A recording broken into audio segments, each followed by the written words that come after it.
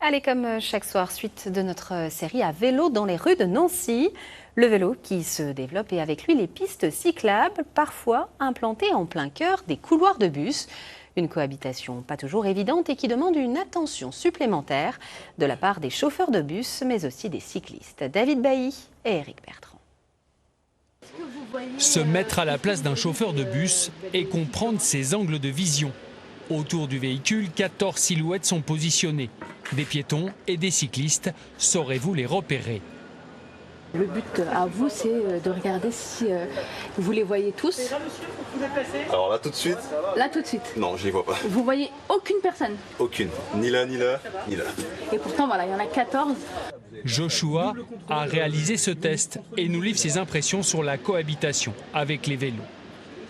Je n'aime pas les cyclistes parce que du coup, ils font du n'importe quoi, je trouve. Et puis, malgré le fait qu'il y ait beaucoup plus de pistes cyclables, ça change pas le fait qu'ils roulent n'importe où, n'importe comment. Et du coup, on n'a pas forcément le temps de réagir. Et du coup, je me dis que pour un conducteur de bus, ça doit être encore pire. Et je crois que maintenant, les bus, ils partagent les voies cyclables aussi.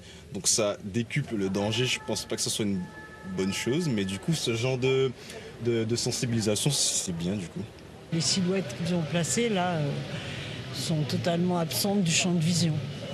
Donc ça me conforte dans l'idée qu'il faut occuper le couloir des bus au milieu et puis éviter de les doubler. Car la cohabitation entre vélo et bus a bel et bien commencé. Ce chauffeur qui relie tous les jours Brabois, Essel et Nancy est confronté de manière directe à la mobilité douce. Il y a certains qui ne respectent pas vraiment les signalisations. Ça vous arrive souvent, ça? Oui.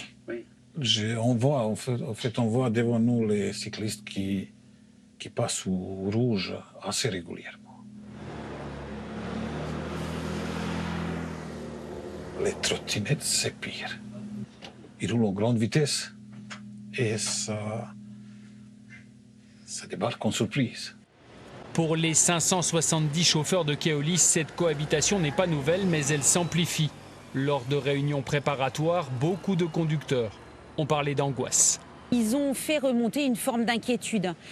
Donc ce qu'on leur a proposé en lien avec la métropole, c'est de vivre la vie du cycliste.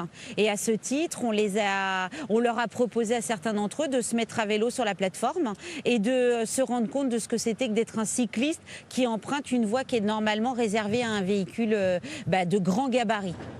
Mettre des chauffeurs de bus sur des vélos, placer des cyclistes en position de conduite de bus, des solutions qui peuvent améliorer la cohabitation et la compréhension entre ces deux mondes et permettre d'entrevoir un vivre ensemble apaisé.